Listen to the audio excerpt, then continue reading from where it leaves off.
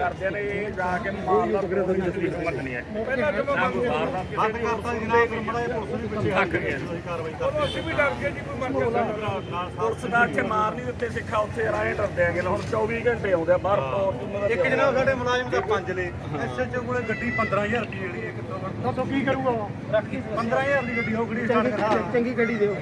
कितने ना बोली तड़के ਦੀ 20 ਬੰਦੇ ਫੜਾ ਦਿੰਦੇ 15000 ਸਾਡੇ ਦੇ ਕੀ ਸਾਊ 15000 ਬੰਦਾ ਹੁਣ ਇਹ ਸਾਡੇ ਨਾਲ ਸਕੂਟਰੀ ਤੇਰੀ ਬੰਦਾ ਡਾ ਹੁੰਦਾ ਉਹਨੂੰ ਸਕੂਟਰੀ ਤੇ ਕਰੰਟ ਵਾਲੀ ਭੈਣ ਨੇ ਮਾਰੋ ਗੱਡੀ ਚੱਕੀ ਆ ਕੇ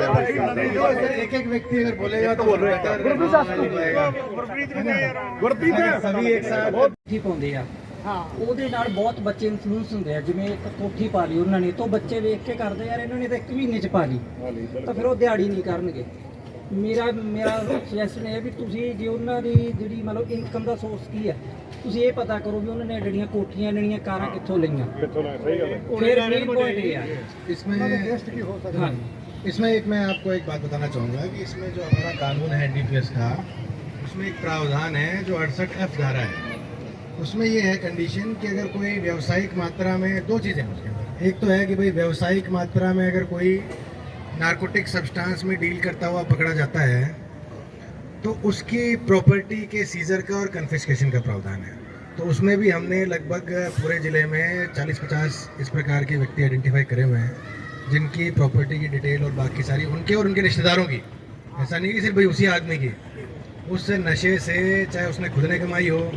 चाहे बेनामी रख रखी हो अपने रिश्तेदारों की हो, चल और अचल दोनों संपत्ति, तो दोनों संपत्ति फ्रीज करके कन्फिस्केट करके ऑक्शन करने का प्रावधान है। तो उसमें फ्रीज तो आइडेंटिफाई करके अपना एसएचओ लेवल पे हो जाती है, उसके बाद उसका केस जाता है दिल्ली से वो कंफर्म होती है। अगर वो मुकदमे में कन्विक्शन हो गया तो वो ऑक्शन भी कर सकता है। तो ये प्रावधान है। तो ये हम जो भी व्यक्ति कमर्शियल क्वांटिटी के एनडीपीएस के केस में इस प्रकार से पकड़ा जाता है उसके लिए हम कर रहे हैं। तो उसमें आपको जल्द ही नतीजे इस प्रकार के देखने को मिल जाएंगे। साथ ही दूसरा है कि कई बार ऐसा होता है कि लोग जो है छोटी मात्रा में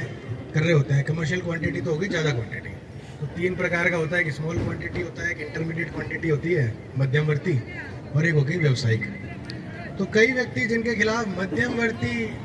मामले के केस दर्ज हैं, कई सारे, मतलब 2 या 3 या उससे अधिक, तो उनमें कार्रवाई होती है प्रिवेंटिव डिटेंशन की पिट एनडीपीएस में,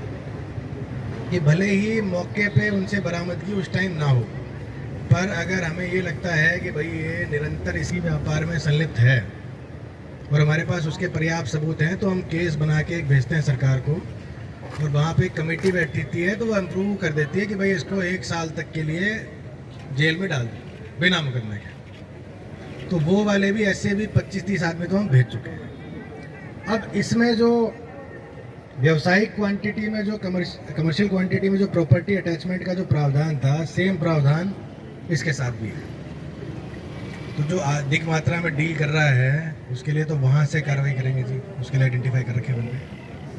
और जो निरंतर रूप से कार्रवाई काम कर रहा है पर कम मात्रा में कर रहा है एनडीपीएस में,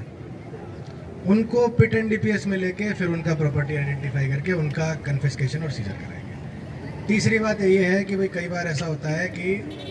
इंसान ने कोई प्रॉपर्टी तो बना रखी है पर किसी अवैध जगह पे बना रखी है, कि मान लो कोई नेशनल हाईवे के पास कोई ढाबा खोल लिया या कोई वहाँ घर बना लिया जो वास्तव में उस विभाग के नियमों के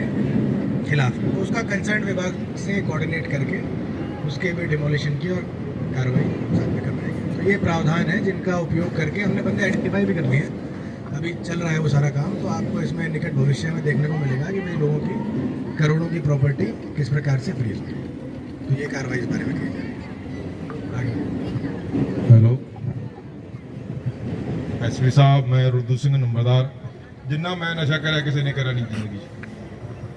जिंदगी ਦੇ ਵਿੱਚ ਪਰ ਛੜਾਉਣ ਵਾਲੇ ਕੌਣ ਆ ਤੁਹਾਡੇ ਕੋਲ ਮਹੰਤ ਜੀ ਬੈਠੇ। ਨਸ਼ੇ ਕਰਨ ਨਾਲ ਬੰਦਾ ਮਰਦਾ, ਛੱਡਣ ਨਾਲ ਨਹੀਂ ਮਰਦਾ। मैंने मेडिसिन भी नहीं ली जब मैंने नशा छूटा है, मेरे को तो कुछ नहीं आया। जब नशा करेंगे फिर मरेंगे। हमारा कहना है मैंने बहुत नशा किया है मेडिसिन, पर छोड़ने से बंदा नहीं मरता। मैं अभी कहता हूँ कोई भी कहीं ले जाने की जरूरत नहीं है, ये तो हमारे को बहम है। मैं लिख कर देता हूँ, जो छोड़ने से आदमी मरेगा तो मेरे से ले लेना, यही कहता हूँ मैं। धन्यवाद। ਕੋਈ ਛੱਡੇ ਨਹੀਂ ਸੀ ਜਮਾਇਆ वही है इसमें, बिल्कुल आपकी सही बात है कि भाई छोड़ने से व्यक्ति नहीं मरता। पर इसमें अगर देखो, मैं एक्चुअली पुलिस वाले के साथ साथ एक डॉक्टर भी हूँ, इसकी डिग्री मैंने करी हुई है। तो इसमें दो चीज़ें हैं कि एक तो है कि आप किस प्रकार का नशा कर रहे हैं और कैसे कर रहे हैं, उस पर डिपेंड करता है ना। तो उसमें कई बार ऐसा होता है कि कुछ व्यक्ति हैं जिनके अंदर आत्मविश्वास है, अपनी श्रद्धा है, लाइफ स्टाइल चेंज कर लिया, नशे को धीरे धीरे अपना छोड़ दिया,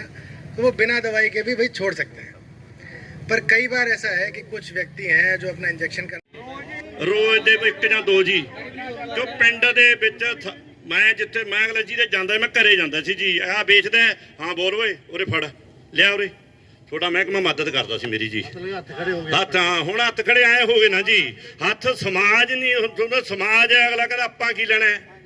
ਸਮਾਜ ਨਾਲ ਖੜਾ ਹੋਵੇ ਹੱਥ ਨੂੰ ਬੰਦ ਘੰਟੇ ਜਾ ਸਮਾਜ ਸਾਰਾ ਖੜਾ ਹੋ ਜਾਂਦਾ ਤੜਕੇ ਆ ਜੋ 1000 ਬੰਦਾ ਜਿਹੜੇ ਜਿੱਥੇ ਵੇਚਦੇ ਆ ਹੁਣੇ ਕਈ ਦਿਨ ਦੱਸ ਦਿੰਦਾ ਸਾਰੇ 5-7 ਨਹੀਂ ਹੋਏ ਸਰ ਇੱਕ ਮਿੰਟ ਨਾ ਫੜਿਆ ਨਹੀਂ ਐਡੇ ਜਿਹੜੇ ਬੱਚਾ ਤੇ ਬੱਚੀ ਆ ਗਏ ਕਹਿੰਦੇ ਅੰਕਲ ਸਾਡੇ ਮੇਰਾ ਪਾਪੇ ਕੋਲੇ 4 ਜਣੇ ਬੈਠੇ ਚਿੱਟਾ ਪੀ ਜਾਂਦੇ ਆ ਤੇ ਜਿਹੜੇ 4 ਬੋਤਲਾਂ ਸਰ ਠੰਡੇ ਵਾਲੀ ਗਲੀ 'ਚ ਫੜ ਕੇ ਇੱਕ ਬਾਬੇ ਤੋਂ ਖੁੰਡਾ ਫੜਿਆ ਤੇ 4ਾਂ ਦੀਆਂ ਤਲੀਆਂ ਕੁੱਟੀਆਂ ਜੀ ਉੱਥੇ ਹੁਣ ਸ਼ਾਂਤੀ ਹੈ ਜੀ 6 ਮਹੀਨੇ ਤਾਂ ਸ਼ਾਂਤੀ ਰਹੂਗੀ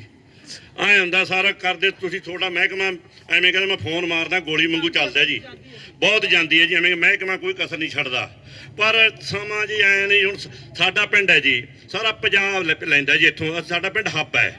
ਅਸੀਂ ਹਜੇ ਹੋ ਸਕਦਾ ਪਿੰਡ ਵਾਲੇ ਘੱਟ ਪੀਂਦੇ ਹੋਗੇ ਪਰ ਲਿਜਾਣ ਵਾਲੇ ਪੰਜਾਬ ਦੇ ਇੱਕ ਨਾਲ ਆਦੀ ਹੋ ਜਾਾਂਗੇ ਅਸੀਂ ਵੀ ਬਸ ਗੱਲ ਇੰਨੀ ਹੈ ਸਰ ਧੰਨਵਾਦ ਜੀ ਸਾਰਿਆਂ ਦਾ